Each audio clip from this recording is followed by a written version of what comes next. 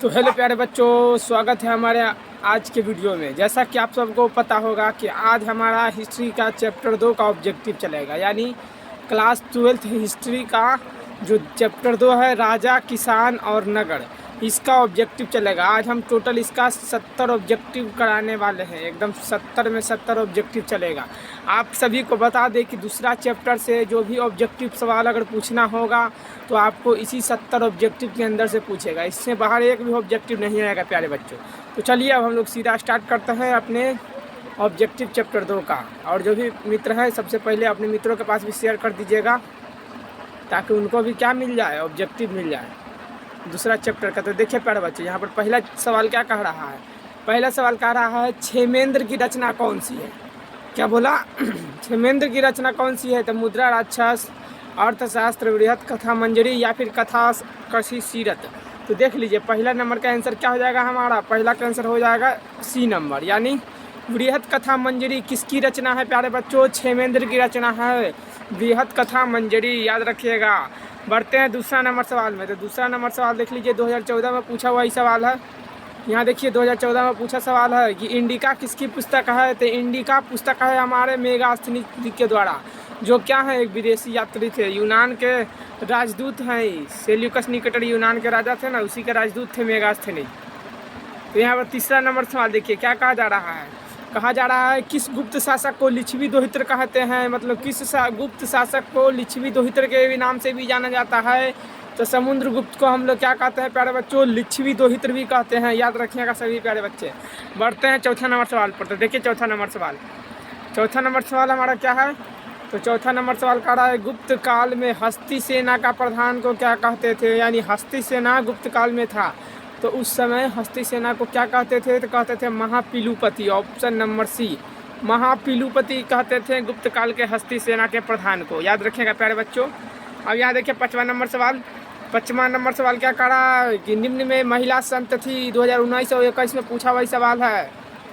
तो महिला संत कौन है इसमें? मीरा भी है, अंडाल भी महिला संत है, कड़ाइकल भी महिला संत है। तो ऑप्शन नंबर डी हमारा राइट हो जाएगा। इनमें सभी निम्न में पूछा है महिला संत, तो ये सभी क्या है, महिला संत है। तो ऑप्शन नंबर डी मार देना है सभी प्यारे बच्चों को। छठा नंबर सवाल देखिए क्या कहा जा रहा है। कह रहा है कि धम्म की शुरुआत किसने किया है। तो धम्म की शुरुआत सबसे पहले किसके द्वारा किया गया है। तो बच्चों ऑप्शन में दिया है चंद्रगुप्त मौर्य, विक्रमादित्य, अशोक और कनिष्क। तो इसका राइट आंसर सी हो जाएगा एकदम। धम्म की शुरुआत अशोक के द्वारा किया गया था, याद रखना है प्यारे बच्चों। बढ़ते हैं छठा नंबर हो गया सातवां नंबर में। तो सातवां नंबर सवाल देखिए क्या है कि समुद्रगुप्त की तुलना किस यूरोपीय शासक से की जाती है। तो समुद्रगुप्त की तुलना हम लोग किससे करते हैं प्यारे बच्चों? तो हम लोग करते हैं नेपोलियन से। ऑप्शन नंबर सी करेक्ट हो जाएगा एकदम। नेपोलियन से किसकी तुलना किया जाता है? समुद्रगुप्त की तुलना किया जाता है। ये 2020 के सेकंड शिफ्ट में भी एक पूछा गया सवाल है और 21 में भी, 2021 में पूछा गया सवाल है प्यारे बच्चों।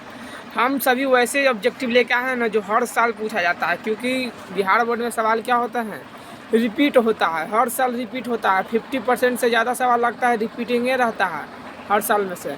तो देखिए 8वां नंबर, मौर्य वंश का संस्थापक किसे कहा जाता है। तो मौर्य वंश का संस्थापक हम लोग चंद्रगुप्त मौर्य को कहते हैं। चंद्रगुप्त मौर्य को क्या कहते हैं? मौर्य वंश का संस्थापक कहते हैं। तो ऑप्शन नंबर हमारा एक करेक्ट हो जाएगा एकदम 8वां का। 9वां नंबर देखिए क्या कहा गया है। 9वां नंबर कहा गया प्यारे बच्चों कि चंद्रगुप्त की मृत्यु कहाँ हुआ था। तो चंद्रगुप्त मौर्य की मृत्यु कहाँ हो गया था। तो चंद्रगुप्त मृत्यु हो गया था श्रवणबेलगोला में। कहाँ हुआ था? श्रवणबेलगोला में चंद्रगुप्त की मृत्यु हो गया था। आगे 10वां नंबर सवाल देखिए क्या है। 10वां नंबर कह रहा है चंद्रगुप्त मौर्य किस धर्म को मानने वाले थे। तो चंद्रगुप्त मौर्य हमारे किस धर्म के थे? जैन धर्म के थे, याद रखना है प्यारे बच्चों। जैन धर्म के थे Chandragupta Maurya. Option number B correct हो जाएगा। 11वां नंबर सवाल देखिए, मौर्य वंश का अंतिम राजा कौन था। पूछा है मौर्य वंश का अंतिम राजा, तो वो था हमारा बृहद्रथ। मौर्य वंश का अंतिम राजा कौन था प्यारे बच्चों? तो बृहद्रथ, यानी ऑप्शन नंबर डी हमारा एकदम राइट हो जाएगा। जो भी बच्चे हमारे साथ ऑब्जेक्टिव कर रहे होंगे वो सभी अपने मित्रों के पास भी इसको शेयर कर दीजिएगा, ताकि उनको भी क्या हो जाए, दूसरा चैप्टर का सब ऑब्जेक्टिव मिल जाए। इससे बाहर एक ऑब्जेक्टिव नहीं रहेगा दूसरा चैप्टर का ऑब्जेक्टिव, मतलब परीक्षा में। मौर्यकालीन टकसाल का प्रधान किसको कहा जाता है। मौर्यकाल में एक सा टकसाल, जो क्या एक सिक्का बनाने की पद्धति थी, तो उसका प्रधान किसको बनाया गया था? तो टकसाल का प्रधान बनाया गया है पन्ना अध्यक्ष को, याद रखना है, पन्ना अध्यक्ष को बनाया गया था टकसाल का प्रधान मौर्य काल में। बढ़ते हैं आगे। अगला 13 नंबर सवाल देखिए। 13 नंबर क्या कहा जा रहा है? मौर्य वंश की राजधानी क्या है? मौर्य वंश की राजधानी पूछा है। मौर्य वंश की राजधानी क्या है बाल बच्चों? तो पाटलिपुत्र, याद रखना है। मौर्य वंश की राजधानी पाटलिपुत्र है। यहाँ पर माइक सही से काम कर रहा है ना? सभी देख लीजिए यहाँ पर। अगला सवाल 14 नंबर सवाल क्या है?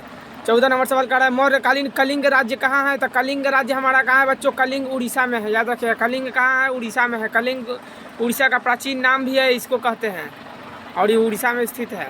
अगला 15 नंबर सवाल देखिए क्या है कि मौर्य प्रशासन में समाहर्ता कौन था? मौर्य प्रशासन में समाहर्ता किसको कहा गया है? तो जो राजकीय कर को वसूलता था ना, उसी को हम लोग क्या कहते थे मौर्य काल में? समाहर्ता। जो क्या करता था? किसानों, जमींदारों, इस सबसे कर वसूलता था जाकर। अगला 16 नंबर सवाल देखिए क्या कहा जा रहा है? मौर्य काल में बाह्यदेय क्या है? बाह्यदेय का अर्थ क्या होता है? यहाँ पर पूछा है। तो बाह्यदेय का अर्थ होता है भूमि दान। जमीन को जब हम कोई राजा दान देता था ना, तो उसको क्या कहता था? तो उसको कहता था बाह्यदेय। ऑप्शन नंबर सी हमारा एकदम राइट हो जाएगा। 17 नंबर सवाल देखिए क्या है? 17 नंबर सवाल कह रहा है अशोक का व्यक्तिगत धर्म क्या था? तो अशोक का व्यक्तिगत धर्म हमारा क्या था प्यारे बच्चों? तो अशोक हमारे बौद्ध धर्म के थे, यानी ऑप्शन नंबर ए हमारा राइट है। बौद्ध धर्म के मानने वाले कौन थे? अशोक थे। 18 नंबर सवाल देखिए क्या कहा जा रहा है? अशोक ने महेंद्र और संघमित्रा को धर्म प्रचार के लिए किस देश में भेजा था? तो धर्म के प्रचार करने के लिए सिहलदूप बोलो या फिर श्रीलंका बोलो, एक ही बात है। अशोक का एगो बेटा था, एगो बेटी था, एक का नाम था महेंद्र, एक का नाम था संघमित्रा। उस दोनों को बौद्ध धर्म के प्रचार के लिए भेजा गया था। कहाँ प्यारे बच्चों? तो श्रीलंका में, या फिर उसको सिहलदीप भी पहले कहा जाता था, याद रखिएगा ये भी। यहाँ 19 नंबर सवाल, ये बहुत महत्वपूर्ण सवाल है। अशोक किस वंश का शासक था? तो यहाँ देखिए 2010 में, 14 में, 20 में सेकंड शिफ्ट और 21 में पूछा हुआ सवाल है। अशोक किस वंश का था? तो सब जान रहा है, अशोक हमारे मौर्य वंश के थे। तो ऑप्शन नंबर बी इसका राइट हो जाएगा, एकदम याद कर लीजिएगा इस सवाल को एकदम। अगला सवाल 20 नंबर सवाल। हम वैसे सवाल को कई बार याद करने के लिए कहते हैं जो कि एग्जाम में एकदम गारंटी है कि आएगा ही आएगा। तो यहाँ 20 नंबर सवाल देखिए, अशोक कौन से बौद्ध भिक्षु के प्रभाव में आकर बौद्ध धर्म का समर्थक बन गए थे? यानी किस बौद्ध भिक्षु ने अशोक के बताया बौद्ध धर्म के बारे में? तो उसका नाम है उपगुप्त। इसी ने बौद्ध धर्म के बारे में बताया, बस उसी समय से क्या हो गया, अशोक बौद्ध धर्म के मानने वाले बन गए थे। अगला सवाल देखिए 21 नंबर क्या कहा जा रहा है? कहा जा रहा है राजगिरी को नरबधु नाम था, यानी राजगिरी को नरबधु का नाम था, किसने रखा था? ना राजगिरी है या फिर राजगीर का नरबधु नाम किसने रखा था बच्चों? तो सालवती के द्वारा रखा गया था, याद रखना है। सालवती के द्वारा राजगिरी को नगरवधु कहते थे, नगरवधु। ऑप्शन नंबर डी इसका राइट हो जाएगा। नगरवधु कौन कहती थी? तो सालवती। बढ़ते हैं 22 नंबर सवाल में। 22 नंबर सवाल देख लीजिए, किसने लिखा है वास्तविक सुकर्म वह है जिससे प्रजा सुखी तथा प्रसन्न हो? मतलब ये किसका कथन है कि वास्तविक सुकर्म वह है जिससे प्रजा सुखी होता है और संपन्न होता है? तो ये पंक्ति है कौटिल्य के द्वारा लिखित, कौटिल्य के द्वारा, जो कि क्या है अर्थशास्त्र के जनक हैं, याद रखिएगा बच्चों। अर्थशास्त्र के जनक भी कौटिल्य को कहा जाता है। अगला 23 नंबर सवाल देखिए क्या कहा जा रहा है? कहा जा रहा है चंद्रगुप्त मौर्य के काल में कलिंग की राजधानी क्या थी? तो कलिंग की राजधानी पूछा है ना, तो कलिंग की राजधानी क्या थी? तो तोसाली। तोसाली क्या है बच्चों? कलिंग की राजधानी थी। कलिंग कहाँ है? तो उड़ीसा में है, आपको हम पहले ही बता दिए हैं, उड़ीसा में है, याद रखिएगा। कलिंग कहाँ है? तो उड़ीसा में है, इसकी राजधानी तोसाली था। 24 नंबर सवाल, आर्यभट्ट कहाँ का वासी है? यानी आर्यभट्ट कहाँ का रहने वाला है? तो पटना के रहने वाला है, बिहार के पटना जिला के रहने वाले हैं आर्यभट्ट जी, याद रखना प्यारे बच्चों। बढ़ते हैं 25 नंबर सवाल में।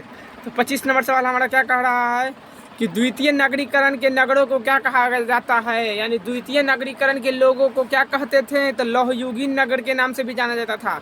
जो नगर में द्वितीय नगरीकरण आया था उसी को लौहयुगीन नगर कहते हैं, यानी वहाँ पर लोहा का शुरुआत हो गया था, इसलिए उसको लौहयुगीन नगर भी कहा जाता था। अगला देखिए 26 नंबर सवाल क्या है? 26 नंबर, भारत का प्राचीनतम ज्ञात अभिलेख कौन है? भारत में कौन सा अभिलेख अभी तक अधिकतम मिला है? तो वह है बोगजाकोई अभिलेख। क्या बच्चों? बोगजाकोई अभिलेख क्या है? सबसे प्राचीनतम ज्ञात अभिलेख है, मतलब सबसे पहला अभिलेख इसी को लगता है खोजा गया था, इसलिए इसको प्राचीन कहा गया है यहाँ पर। 27 नंबर सवाल देखिए क्या कहा जा रहा है? कहा जा रहा है मेगास्थनीज किस यूनानी शासक के राजदूत के रूप में पाटलिपुत्र आया था। तो हम आपको क्या बताए थे कुछ समय पहले सवालों में कि मेगास्थनीज किसका राजदूत था, तो ये था सेल्यूकस निकेटर का राजदूत। यूनान के शासक था सेल्यूकस निकेटर, उसी का राजदूत था मेगास्थनीज। तो ऑप्शन नंबर सी राइट हो जाएगा एकदम। 28 नंबर सवाल देखिए क्या कहा जा रहा है कि कलिंग युद्ध का वर्णन किस अभिलेख में किया गया है। तो कलिंग युद्ध का वर्णन 13वें अभिलेख में, अशोक के 13वें अभिलेख में कलिंग युद्ध का वर्णन करते हैं। तो 28 का ऑप्शन नंबर डी राइट हो जाएगा। प्यारे बच्चों, आप लोग एक बार अपने मित्रों को भी शेयर कर दीजिएगा ये वीडियो, और अगर आपको पसंद आ रहा है तो आप लोग ज़रूर लाइक कीजिएगा हमारे वीडियो पर। अगर आप नए हैं तो आप हमारे चैनल को सब्सक्राइब कर भी रख लीजिए।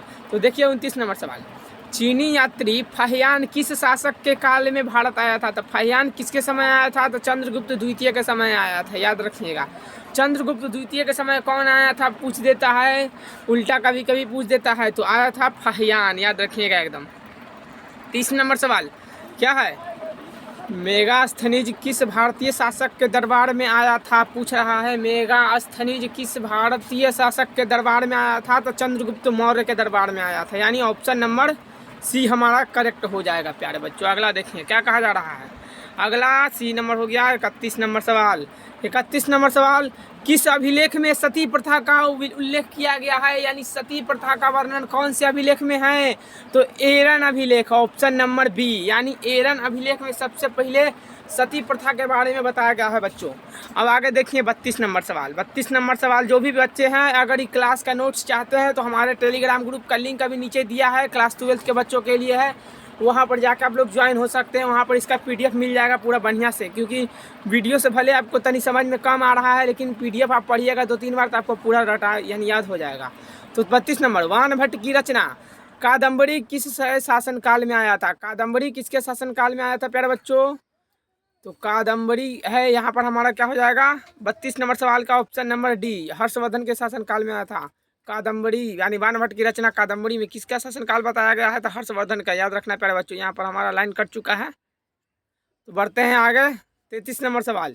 33 नंबर सवाल देखिए, क्योंकि आपको केवल सवाल से मतलब रखना चाहिए। 33 नंबर, गुप्त संवत कब और किसने द्वारा शुरू किया गया था। तो गुप्त संवत की शुरुआत किया है चंद्रगुप्त प्रथम ने। चंद्रगुप्त प्रथम के द्वारा क्या किया गया है प्यारे बच्चों। तो चंद्रगुप्त प्रथम के द्वारा यहाँ पर हमारा शुरू किया है गुप्त संवत। कब से कब तक, 319 से लेके 320 तक, याद रखिएगा सभी बच्चे। एक बार जल्दी से आप लोग अपने मित्रों के पास भी शेयर कर दीजिए। तो देखिए 33 नंबर सवाल हो चुका है हमारा, बढ़ते हैं 34 नंबर में। 34 नंबर सवाल क्या कह रहा है, पंचतंत्र की रचना किसने की है। पंचतंत्र की रचना किसके द्वारा किया गया है। तो विष्णु शर्मा के द्वारा किया गया है, याद रखिएगा। पंचतंत्र के लेखक कौन है, विष्णु शर्मा है। पंचतंत्र के लेखक विष्णु शर्मा। 35 नंबर सवाल देख लीजिए। 35 नंबर सवाल क्या कहा जा रहा है, प्राचीन नालंदा विश्वविद्यालय के संस्थापक कौन है। यानी नालंदा विश्वविद्यालय की स्थापना किसने किया है। तो कुमारगुप्त के द्वारा नालंदा विश्वविद्यालय की स्थापना किया गया था, याद रखिएगा। 35 नंबर हो गया। 36 नंबर देखिए, 10, 17 और 21 में पूछा हुआ ये सवाल है कि भारतीय इतिहास का कौन सा काल स्वर्ण काल कहलाता है, यानी किस काल को स्वर्ण काल के नाम से भी जाना जाता है। तो गुप्त काल को हम लोग स्वर्ण काल के नाम से भी जानते हैं प्यारे बच्चों। 36 नंबर सवाल हो गया। 37 नंबर सवाल देख लीजिए एक बार। 37 नंबर सवाल क्या कह रहा है, कह रहा है अर्थशास्त्र में कितने प्रकार के विवाह का उल्लेख किया गया है। तो अर्थशास्त्र में कितना प्रकार का विवाह का उल्लेख है। तो देख लीजिए 8 प्रकार के विवाह का उल्लेख किया गया है। अर्थशास्त्र में कितने प्रकार के विवाह है। तो 8 प्रकार के। 39 नंबर 37 हो गया। 38 नंबर देखिए क्या है, अर्थशास्त्र की रचना कब किया गया है पूछा है। अर्थशास्त्र की रचना कब किया गया है। तो 3री शताब्दी में। कहाँ है, 3री शताब्दी, यानी ऑप्शन नंबर डी में दिया गया है। 3री शताब्दी में क्या है बच्चों, अर्थशास्त्र का रचना किया गया है 3री शताब्दी में अर्थशास्त्र की रचना। तो ऑप्शन नंबर हमारा 38 के क्या हो जाएगा, डी नंबर एकदम करेक्ट हो जाएगा। बढ़ते हैं 39 नंबर सवाल। तो 39 नंबर सवाल देख लीजिए एक बार, क्या है, नालंदा विश्वविद्यालय के छात्र थे कौन। इसमें मतलब इस चारों में कौन है जो नालंदा विश्वविद्यालय में पढ़ाई किए हैं। तो ह्वेन सांग के द्वारा क्या किया गया है, ह्वेन सांग के द्वारा किया गया है बच्चों, नालंदा में पढ़ाई किया गया, यानी वहाँ से ज्ञान प्राप्त किए हैं, जबकि विदेशी यात्री थे तब भी। तो 40 नंबर सवाल देखिए, किस गुप्त शासक को उसके सिक्का पर वीणा बजाते हुए दिखाया गया है। तो कौन ऐसा शासक है जिसको उसके सिक्का निकाला गया ना, वो अपना सिक्का निकाला राजा, तो उस पर वो अपना चित्र बनवाया है, जो उसमें वो क्या कर रहा है, तो वीणा बजा रहा है। तो वो है हमारे समुद्रगुप्त, यानी ऑप्शन नंबर सी समुद्रगुप्त क्या है प्यारे बच्चों, उसने अपने सिक्के पर बीना बजाते हुए स्वयं का चित्र बनवाया है। आगे देखिए 39 नंबर हो गया, 40 नंबर हो गया। अब 41 नंबर सवाल क्या कहा गया है कि उत्तरी पश्चिमी भारत में प्राप्त अशोक के अभिलेख में लिपि का प्रयोग है। मतलब अशोक के अभिलेख में कौन सा लिपि लिखा है, मतलब अशोक के द्वारा जो भी पुस्तक या फिर अभिलेख का रचना किया गया है वो किस लिपि के तहत किया गया है, तो उसका नाम है खरोष्ठी लिपि। पाकिस्तान की लिपि है खरोष्ठी लिपि। कहाँ है बच्चों, पाकिस्तान के भी लिपि है। तो यहाँ 42 नंबर सवाल देखिए क्या कहा गया है कि अशोक के कुल कितने अभिलेख अभी तक मिल चुके हैं, तो अशोक के द्वारा टोटल अभी तक 44 गो अभिलेख खोजा गया है। याद रखिएगा अशोक के कितने अभिलेख खोज चुके हैं, सभी 44 गो।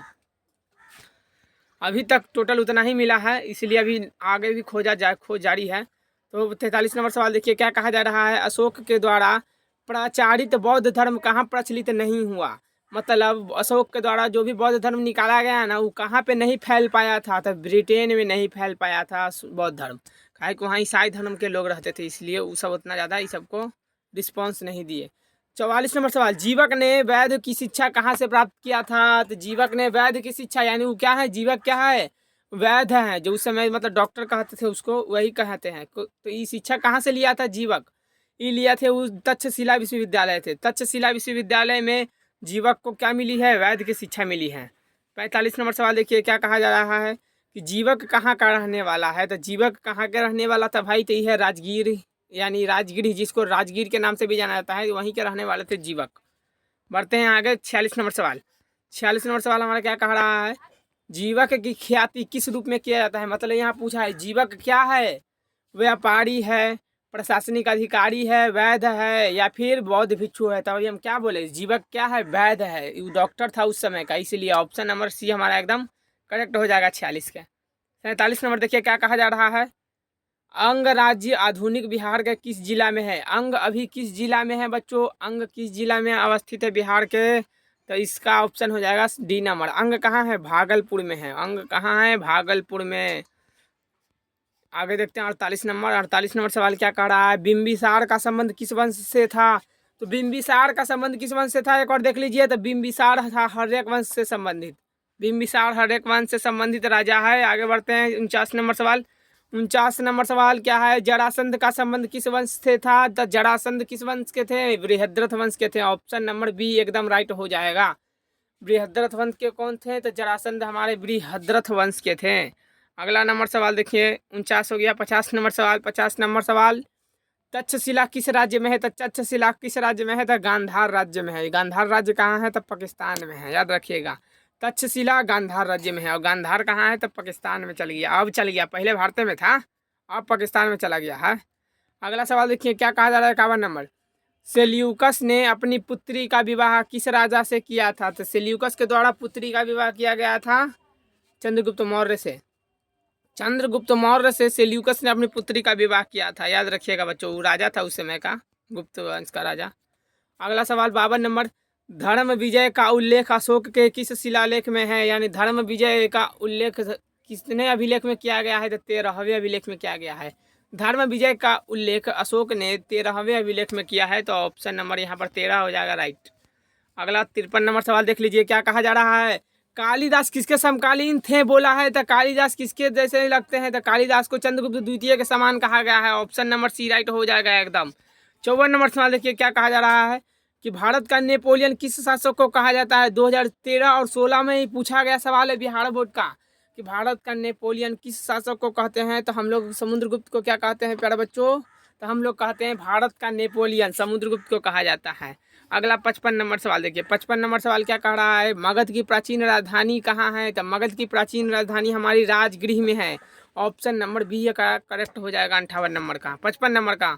अब बढ़ते हैं 56 नंबर में। तो देखिए 56 नंबर क्या कह रहा है, मगध का प्राचीनतम राजवंश कौन था। तो मगध का प्राचीन राजवंश था हर्यक वंश। मगध के सबसे प्राचीन राजवंश कौन है, तो हर्यक वंश है। ऑप्शन नंबर सी राइट हो जाएगा। 57 नंबर सवाल देखिए क्या कहा जा रहा है, पाटलिपुत्र का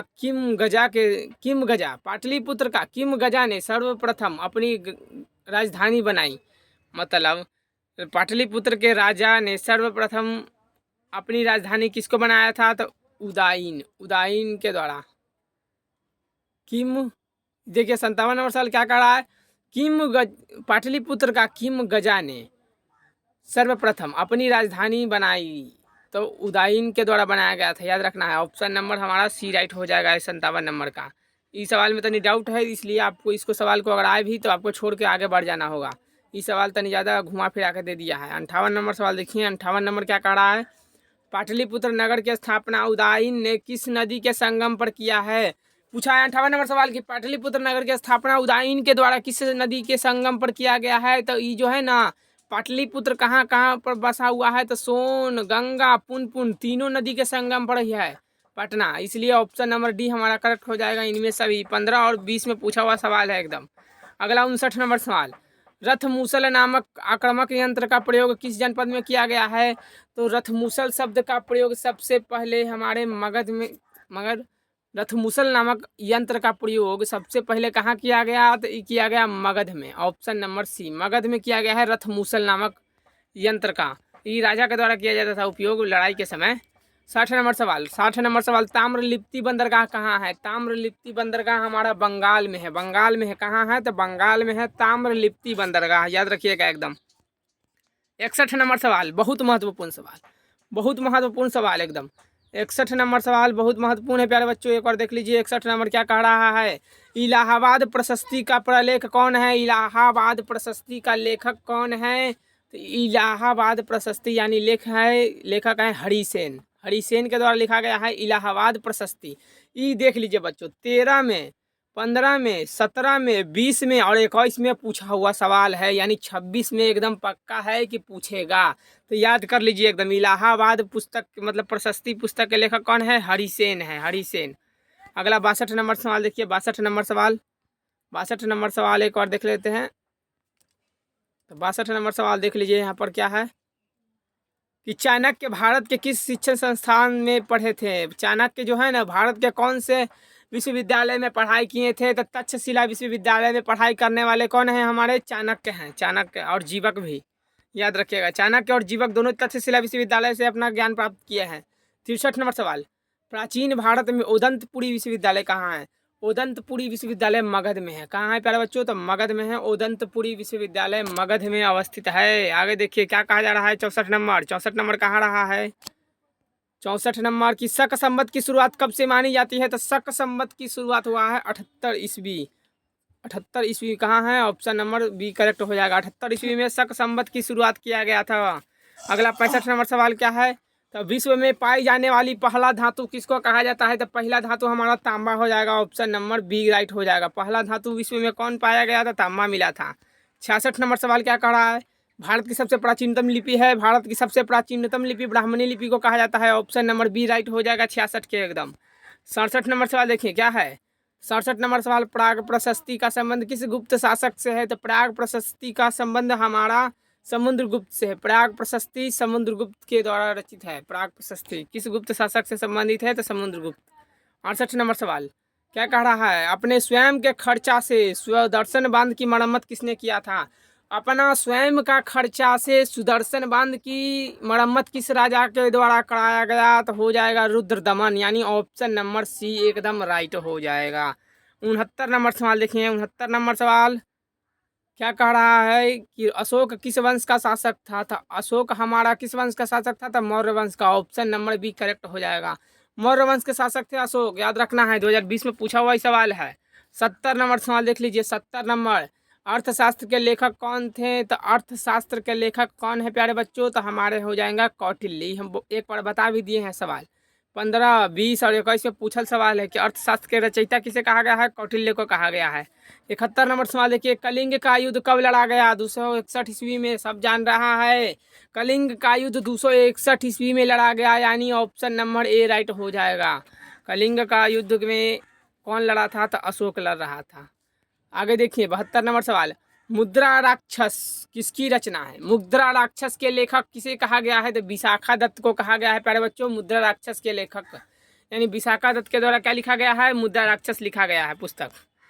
अगला 73 नंबर, वेद की संख्या कितनी है? दो मतलब यहाँ पूछा है वेद कितने प्रकार के हैं? तो 4 प्रकार के हैं। कुल कितने वेद हैं? 4 गो वेद है। ऋग्वेद, सामवेद, अथर्ववेद, यजुर्वेद, यह 4 गो मेन वेद हैं। 74 नंबर सवाल देखिए क्या कह रहा है, कनिष्क का राज्यारोहण कब हुआ। कनिष्क का राज्यारोहण पूछा है 74 नंबर सवाल। कनिष्क का राज्यारोहण 2021 में पूछा हुआ सवाल है। तो कनिष्क का राज्यारोहण 78 ईस्वी में, यानी कनिष्क कब राजा बने थे, तो 78 ईस्वी में बने थे। याद रखना है, कनिष्क राजा 78 ईस्वी में बने थे। इसी के साथ शक संवत की भी शुरुआत हो गया था 78 ईस्वी में। 75 नंबर सवाल देखिए क्या कह रहा है, मालवी काग्नि मित्र किसकी रचना है। क्या बोला है, मालवी काग्नि मित्र की लेखक कौन है, तो कालिदास के द्वारा एक पुस्तक लिखा गया है मालवी काग्नि मित्र। याद रखिएगा, कालिदास के द्वारा क्या लिखा गया है, मालवी काग्नि मित्र। ऑप्शन नंबर ए राइट हो जाएगा एकदम 75 का। 76 नंबर सवाल देखिए क्या कह रहा है, प्रयाग प्रशस्ति स्तंभ अभिलेख किस लिपि में है, तो प्रयाग प्रशस्ति पुस्तक कौन से लिपि में लिखा गया है। प्रयाग प्रशस्ति का वर्णन ब्राह्मणी लिपि में है। क्या बच्चों, प्रयाग प्रशस्ति अभिलेख किस में लिखे गया है, तो ब्राह्मणी लिपि में। ऑप्शन नंबर बी करेक्ट हो जाएगा एकदम। 77 नंबर सवाल देखिए क्या कह रहा है, धम्म महामात्र को किसने नियुक्त किया। धम्म महामात्रों को किसके द्वारा नियुक्त किया गया, तो अशोक के द्वारा। अशोक ने धम्म का शुरुआत किया था, इसीलिए इसको धम्म महामात्र का जनक भी कहते हैं। तो यहाँ पर हमने 77 में 77 सवाल लगा लिया है प्यारे बच्चों।